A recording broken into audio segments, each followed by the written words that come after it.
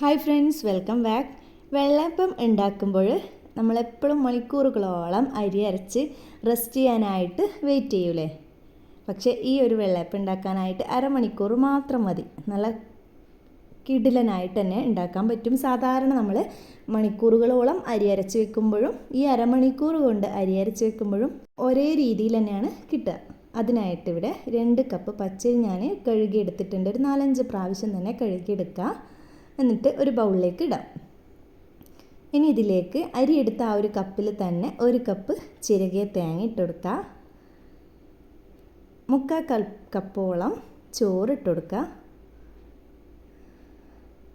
പിന്നെ വേണ്ടത് 1/2 teaspoon east, 1 table spoon പഞ്ചസാര, 2 കപ്പ് നോർമൽ വാട്ടർ എന്നിവയെല്ലാം കൂടി ഒരു സ്പൂൺ ഉപയോഗിച്ച് നല്ല പോലെ തന്നെ മിക്സ് ചെയ്തിട്ട് വെക്കുക. ഈ ഒരു ട്രിക്ക് അറിഞ്ഞതിൽ പിന്നെ ഞാൻ ഈ ഒരു ട്രിക്ക് തന്നെയാണ് പ്രയോഗിക്കൽ. സാധാരണ മോർണിംഗിലേക്ക് വേണ്ടിയിട്ട് ഉണ്ടാക്കാനായിട്ട് അരി കുതിർക്കും, നൈറ്റിൽ അരച്ച് വെക്കണ്ടല്ലേ. അപ്പോൾ മിക്കപ്പോഴും അത് അരച്ച് വെക്കാൻ മടി കാരണം ചിലപ്പോൾ എങ്ങനെയെങ്കിലും ഒന്ന് ബെഡിലേക്ക് എത്തിയാൽ മതി എന്നെല്ലാം വിചാരിച്ചിട്ട് അരക്കാണ്ട് പ്ലെയിൻ ദോശയായിട്ടാണ് ബ്രേക്ക്ഫാസ്റ്റ് ആയിട്ട് എല്ലാവർക്കും കിട്ടുക. ഈ ഒരു ട്രിക്ക് കിട്ടിയാൽ പിന്നെ ഇങ്ങനെയാണ് ഉണ്ടാക്കൽ.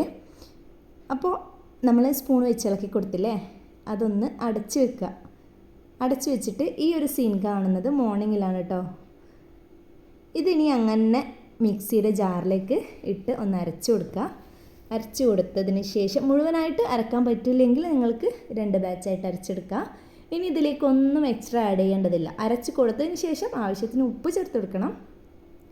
വെള്ളം ഒന്നും എക്സ്ട്രാ ആഡ് ചെയ്യേണ്ടതില്ല. ഈ ഒരു കറക്റ്റ് 2 കപ്പ് വെള്ളം ഒഴിച്ചില്ലേ, ആ ഒരു വെള്ളം ഒഴിച്ച് അരച്ചെടുക്കുക. നല്ല സ്മൂത്തായിട്ട് തന്നെ അരച്ചെടുക്കാനായിട്ട് നോക്കുക. അരച്ചെടുത്ത് നല്ലപോലെ ഉപ്പിട്ടൊന്ന് മിക്സ് ചെയ്ത് കൊടുത്ത് ഒന്ന് മൂടി വെക്കുക. അരമണിക്കൂറാണ് ഇത് ഇനി റെസ്റ്റ് ചെയ്യാനായിട്ട് വെക്കേണ്ടത്. ഈ ഒരു അരമണിക്കൂറിനുള്ളിൽ തന്നെ നമുക്ക് മാവ് നല്ല പോലെ തന്നെ പതഞ്ഞ് കിട്ടുന്നതാണ്. അരമണിക്കൂറിന് ശേഷമുള്ള സീനാണിത്. നല്ല പോലെ തന്നെ പതഞ്ഞിട്ടിട്ടുണ്ട്. ഇനി ഒരു അപ്പച്ചട്ടി വെക്കുക. അല്ലെങ്കിൽ നിങ്ങൾക്ക് അപ്പച്ചട്ടി വേണ്ടേ, അപ്പച്ചട്ടിയിലല്ല ചുടുണ്ടെങ്കിൽ നോർമൽ ഫ്രൈ പാനിലും ചുട്ടെടുക്കാവുന്നതാണ്.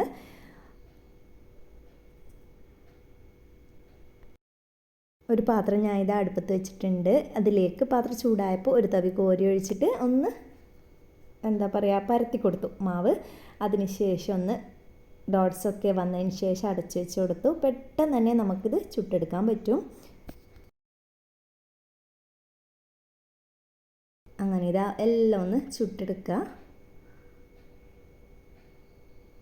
നമ്മൾ പഞ്ചസാര ഇട്ടതുകൊണ്ട് തന്നെ അരിക്കൊക്കെ നല്ല മൊരിഞ്ഞ് കിട്ടും കേട്ടോ. അപ്പോൾ ഇതാ മുഴുവനായിട്ടും ഞാൻ ചുട്ടെടുത്തിട്ടുണ്ട്. അപ്പോൾ ഈ ഒരു ട്രിക്ക് എല്ലാവരും ഒന്ന് ട്രൈ ചെയ്ത് നോക്കുക. വീഡിയോ ഇഷ്ടമായിട്ടുണ്ടെങ്കിലും ട്രിക്ക് ഇഷ്ടമായിട്ടുണ്ടെങ്കിലും എൻ്റെ ചാനലൊന്ന് സബ്സ്ക്രൈബ് ചെയ്ത് തന്നെ ഒന്ന് സപ്പോർട്ട് ചെയ്യുക. വേറൊരു വീഡിയോയുമായി കാണുന്നത് വരെ എല്ലാവരോടും bye. Thanks for watching my video.